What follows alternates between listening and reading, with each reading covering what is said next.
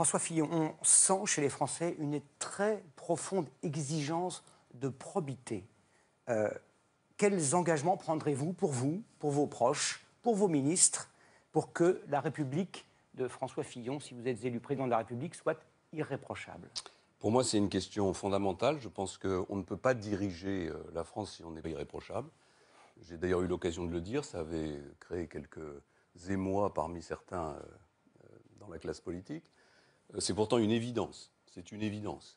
Ça veut dire que les ministres, le président de la République a fortiori, ne doivent pas être mis en examen, doivent avoir une attitude exemplaire. C'est la jurisprudence Balladur. Voilà. Si un ministre est mis en examen, il doit démissionner. Je sais que ce n'est pas juste. Je sais qu'il y aura toujours des gens pour m'expliquer qu'il y a la présomption d'innocence. Mais l'expérience qui a été la mienne, dans plusieurs gouvernements et dans celui que j'ai dirigé, me montre qu'on ne peut pas sereinement diriger un ministère quand on a sur le dos, au fond, une suspicion qui a entraîné une instruction judiciaire. On est des hommes politiques, on n'est pas des citoyens comme les autres. Les citoyens comme les autres, ils ont le droit à la présomption d'innocence. Les hommes politiques, ils ont comme responsabilité de montrer le chemin, de faire prendre des décisions difficiles. Et quand j'ai fait ce tour de France pendant 3 ans, j'ai entendu un très grand nombre de fois des Français me dire « Nous, quand on passe devant le radar, on paye.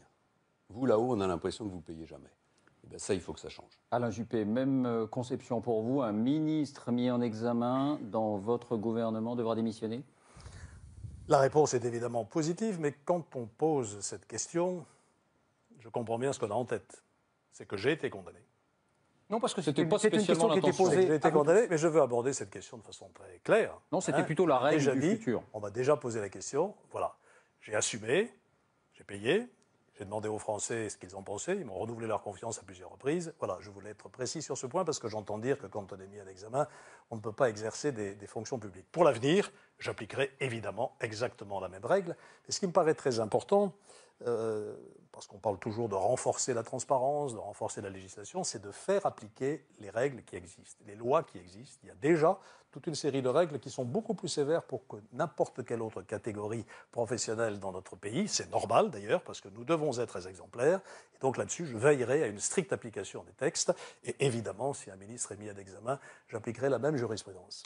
Alors avant juste un mot. Alain Juppé sait parfaitement que, m'exprimant à l'instant, je ne parlais pas de lui, car il sait que j'ai toujours, à chaque fois qu'il était mis en cause, pris position publiquement, et encore il n'y a pas très longtemps, pour dire la même chose que ce qu'il vient de dire, c'est-à-dire qu'il n'y avait aucun doute sur la capacité d'Alain Juppé à diriger le pays, et il m'a d'ailleurs même appelé, je crois m'en souvenir, pour m'en remercier. Oui, vous parliez de... Je précise simplement que je ne te visais pas. Non, mais je voulais que ça soit bien clair entre nous. Beaucoup d'autres personnes en tête, parce que je sais que certains échangent de bonne manière. La même position que toi. Voilà, pour décoder cela, l'un et l'autre, vous pensiez à Nicolas Sarkozy.